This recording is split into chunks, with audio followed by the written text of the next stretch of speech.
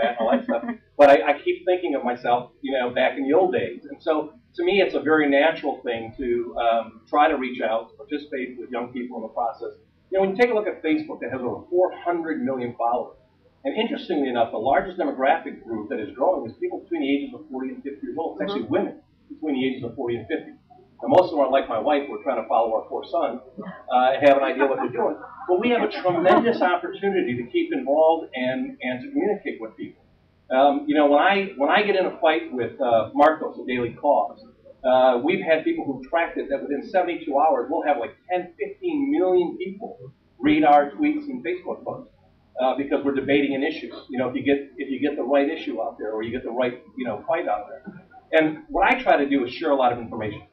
For those of you who do follow me or follow some of the things that I'm out there with, I'm always trying to find interesting articles that help us make our case better as Republicans, research analysis and other things to do that. And I think that one of the things that the new media and the internet in general has allowed us to do is to be very effective in very quickly disseminating information. I mean, 72% of Americans say they get some, if not most of their information from the internet with respect to politics. That's a phenomenal number. And all of us have the ability to create a following, to join into things, and not be afraid to be part of it. And we can really have an effect. I mean, one person can have a huge effect. The problem is it's not always honest. It may not always be factual. But that means there's a little more responsibility. But freedom always requires a certain degree of responsibility. And I think it's incumbent upon us to be smart about it, how we use it to take advantage.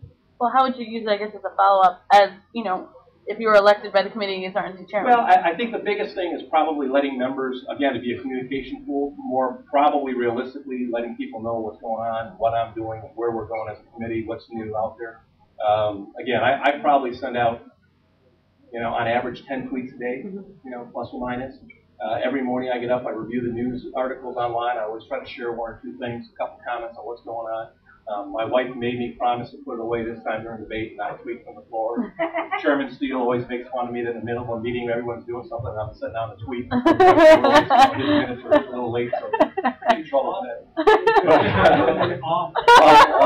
But great at doing what he does. There you go. But look, it's important. It's important for us to continue to communicate, and I think because so many of you and others are now using various avenues of social media, that as chairman and anybody who gets involved in this process, it is probably one of the most powerful tools that we can use. I mean, we're streaming on live now with literally, you can have hundreds, if not thousands, if not 10,000 people doing this. When Chairman Steele was first elected, one of the things, I mean, he and I both campaigned last time on the need for new technologies. And he asked me to chair the technology committee for the RNC.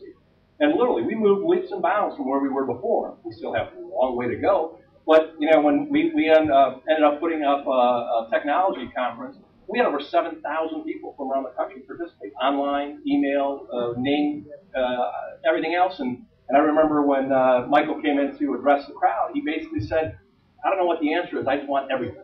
I want you guys to give me everything you can possibly do, and we'll try it. And we have. We tried a lot. We made a lot of progress. There are a lot of natural reasons that, kind of hold you back from doing many of the things you want to do.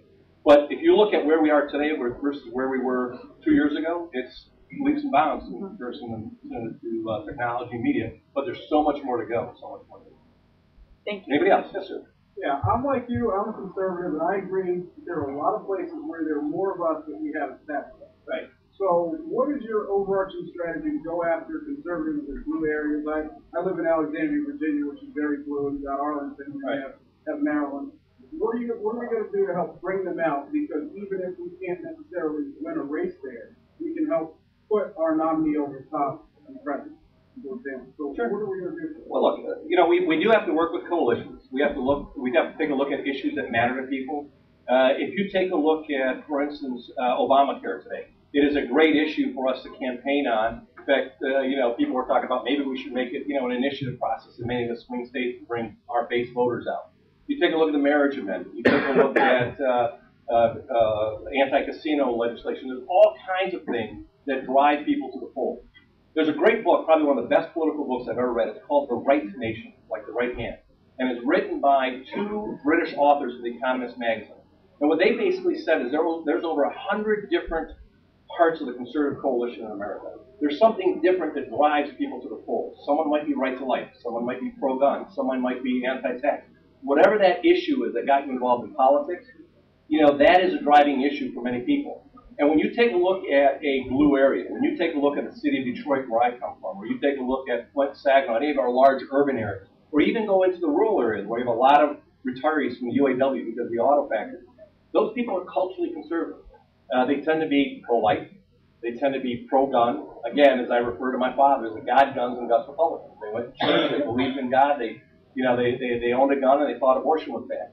And so if we can take those issues that bring us together as conservatives, then we can convince them that if we act right, if we do what we're supposed to do, that Republicans are the ones to win.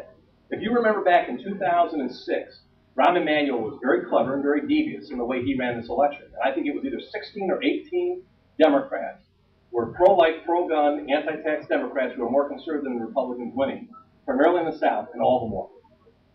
They won on the issues, not because of the party, not because of what the party did or didn't do. They stood up on the issues that mattered to the American people, to the voters in their district. And so I think that's our challenge. In Detroit, we have a very large, it's called the Black Conservative something or another. And it's a bunch of kids, who are primarily high school kids, who have started a conservative club because they can sell the conservative values in their churches and their schools, but they couldn't sell the Republican brand in the city of Detroit. And so you take it where you can get it. We sponsored Juneteenth Day, which is the celebration of the Emancipation Proclamation, in all the urban areas in Michigan the 4 years I was chairman. And I would drive out to these areas. We, advertised that we were sponsoring, 3-day, serve refreshments. Never told them what it was. Then they'd walk in, we'd roll down those banners. It was the Michigan Republican Party, and this big, tall, white guy would get up front with 200, primarily, almost always African American people, and give a speech. And I remember there was this one woman who had to be, she was probably in her 70s, frail, older woman. She was sitting in the line, and she walked up to the front of the, thing, and I was out with the microphone in front of the podium, and she walked up to me, and she put her finger in my chest, and she goes, "I want to know what you're going to do for the African American community to get our vote." And I said, "Well, ma'am," I said, "I would believe that you want safe streets the same way I want safe streets in my community. I would bet that you want a good education for your children the same way I want a good education for my children." And we went through the issue by issue without any reference to color, creed, religion, or anything else. And when I got done, she stood up and she goes, "I've been waiting for 30 years to hear somebody say that." Because it was always a pandering that I think loses us votes. There's not a special interest group that doesn't get it. Are there people who want to be pandered to? Absolutely. But most people believe in something that drives them to the poll. And it is our job to find those issues, be passionate about it, and make a difference. That's fine. Anybody else? So our next speaker is here, and there's drinks waiting for us. Thank you all very much. Appreciate it.